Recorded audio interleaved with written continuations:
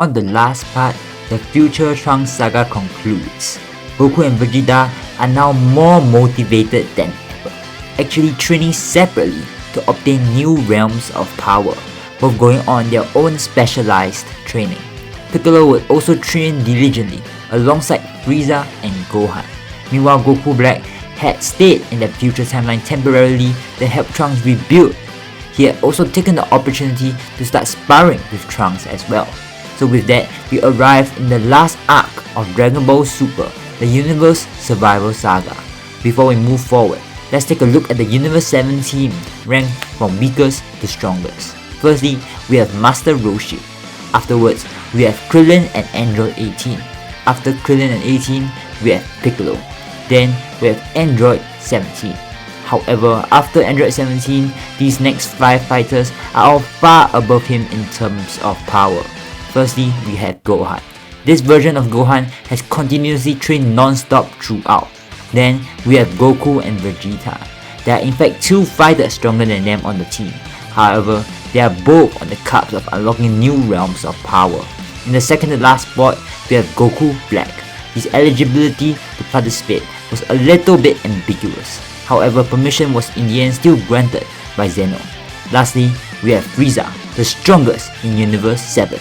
Like Goku and Vegeta, he was also on the brink of a new power-up. However, he still needed one last push. As the team makes their way to the world of Void, this is where we'll start off the video for today. Let's get straight into it.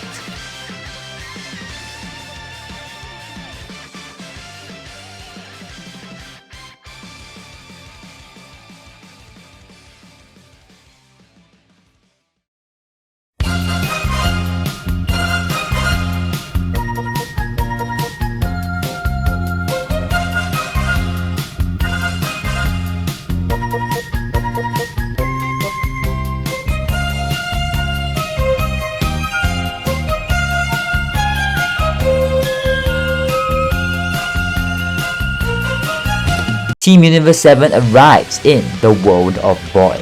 Gohan, as the team leader, tries to get everyone to discuss some strategy. However, most of the powerhouses in the team still mostly disregard it. Vegeta and Frieza just sit down, dismissing Gohan's advice entirely. Surprisingly, Goku Black actually listens attentively. This was probably because this was another chance for him on his path of redemption. He would help Universe 7 win. Meanwhile, Goku splits off from the group as usual, as he marvels at the arena as well as the rest of the fighters there. He senses a powerful key signature as he turns and waves a hit, which hit completely ignores. However, the appearance of another power completely shocks Goku, unlike anything he has ever sensed before. Goku turns around and sees a Universe 11 fighter, the fighter whose power was rumored to rival and even surpass the gods of destruction. Goku looks on in intense anticipation as the Grand Priest calls for everyone's attention. He explains the rules briefly once more as he raises his hand up. Everyone tenses up as the Grand Priest lowers his hand down, shouting to begin the Tournament of Power. As usual, similar to canon, the first few minutes was just absolute chaos with no clear fights taking place. However, Frieza already had a clear goal in mind. He was gonna eliminate his Universe 6 counterpart, Frost. From what he had observed at the Universe 6 tournament, and the dirty looks that Frost was giving the Universe 7 team before the tournament, Frost was definitely a despicable, tricky fighter, and he was gonna go for Universe 7 first. And Frieza wasn't willing to let Frost resort to any more cheap tricks. Utilizing his ki sensing, Frieza went towards the key signature that felt most similar to his. Frieza finds Frost slinking in the shadows. He was in fact making his way towards one of their weak links on the team, Krillin. Frieza doesn't even hesitate. He immediately leaps forward at immeasurable speeds, knocking Frost out of the arena using his tail. Frost, who was extremely confused, finds himself back in the stands, not even knowing what happened. Champa yells at Frost, while Frieza just smirks as he walks away. Another divergence from canon occurs here. No future Zeno means no Zeno Expo had taken place before the Tournament of Power, which means the universes aren't all targeting Goku, so Universe 9 doesn't get out immediately. From here on out, I'll just be covering the more important fights. Instead of Goku fighting the Universe 6 Saiyans here, Gohan takes up the mantle. Unfortunately, without Vegeta teaching Kaba Super Saiyan during the Universe 6 tournament, the Universe 6 Saiyans are pretty much all pushovers. This results in a very early fusion between Kira and Caulifla in order to combat Gohan. Gohan initially struggles against base Kefla in Super Saiyan 2. This version of Gohan doesn't have the ultimate form or the potential unleashed form, whatever you want to call it. However, he resorts to another transformation, Super Saiyan 3. While taxing on the body, Gohan intended to finish this off quickly. It was a tough battle. However, Gohan still came out on top, knocking Kefla out of the ring. Gohan collapses in exhaustion, happy that he had won this fight. The next important fight is between Goku and Hit versus Dispo and Kunshi. However, this just goes like canon, resulting in Kunshi's defeat and Dispo's escape. Next, Goku faces off against Jiren as usual, and though he's indeed much stronger, his Super Saiyan Blue Kaioken times 20 is still no match for Jiren at all. As Goku is on the back foot, Goku asked Jiren whether he could give him a second. He was gonna unveil his most powerful technique. Jiren as usual nods, giving Goku the time he needs. However, instead of resorting to the Spirit Bomb like in canon, Goku closes his eyes instead, heaving in a deep breath of air. He concentrates, and when he opens his eyes again, a greyish silverish aura surrounds Goku. Goku has undergone a new transformation.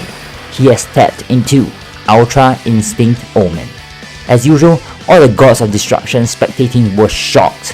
However, Whis simply smiles. His pupil has finally tapped into Ultra Instinct Omen at will. This fight is now much more even, with Jiren being pushed into his full power state. Goku and Jiren's fight shakes the entire world of Void, and many fellow competitors were literally forced to drop out just from the sheer power of their blows. However, Jiren starts pushing Goku back, as Goku's stamina falters, and he suddenly cannot match Jiren blow for blow anymore. As Goku is pushed to the edge of the arena, this is where Goku Black jumps in. While Vegeta and Frieza weren't people who would intervene in a one-on-one fight, Goku Black had an obligation to Goku and refused to let Goku drop out right here and then. Goku Black hits Jiren hard in the face, however Jiren barely budges. Jiren turns his attention to Goku Black. Goku now forgotten as he had fallen out of his Ultra Instinct Omen state. Goku Black struggles greatly against full power Jiren, and unlike Goku, he had no further realms of power to tap into. He was basically getting his ass handed to him by Jiren, getting thrown around like a ragdoll. 17 and Gohan immediately jump in to help as well, shouting at Vegeta and Frieza to do so. However, Vegeta and Frieza just look at each other sighing, as they finally relent, going in to fight Jiren as well. 17 and Gohan were basically fodder to full power Jiren, so they could only provide support to Vegeta and Frieza on the sidelines. Vegeta and Frieza also struggle immensely, however. That's until the fight pushes Vegeta to his limit as well, as Vegeta bursts out in a new aura, a dark purplish one. This was none other than Ultra Ego. Every hit Vegeta took made him more powerful, and he started to deal lots and lots of damage to Jiren. Jiren was getting pressured from all sides, as he's slowly being pushed to the edge of the arena. Vegeta wants a fish to finish Jiren off. However, Toppo and Dispo intervene at the last second, knocking Vegeta back. As God Toppo distracts Vegeta momentarily, Jiren refocuses his sights on Frieza. And without Ultra Ego Vegeta there to help, Frieza starts getting manhandled. Frieza yells in frustration. However, like Goku and Vegeta, he suddenly feels a huge surge of power. Frieza uses this opportunity to get out of Jiren's grasp, landing a powerful kick on Jiren's torso. This kick was beyond anything Jiren has experienced, even more powerful than the blows Ultra Ego Vegeta and Ultra Instinct Omen Goku was dishing out. Jiren releases Frieza as he flies straight out of the arena, being eliminated. The most powerful fighter of Universe 11 was eliminated, and Frieza stands up in triumph as he admires himself, a new form in all its glory. Black Frieza was born. Vegeta then takes care of God of Destruction Toppo and Lightspeed Dispo as he starts smashing the ground in frustration. He wanted to be the one to take care of Jiren. However, looks like Frieza had one-upped him once again. With Jiren and Toppo out of the way, Hit was the next strongest fighter. However, he stood no chance whatsoever, even with his new technique, the Time Cage. and Elaza gets defeated by Android 17 as usual, and with this, the Tournament of Power comes to a close, with Universe 7 showing its dominance throughout, only losing Master Roshi and Krillin. As usual, all the universes are wished back using the Super Dragon Balls. So, we're done with the anime. However, no Broly movie would take place without Frieza as an antagonist. Lastly, I don't delve into the manga section, so this is where the series will leave off for now. Hope you guys enjoyed.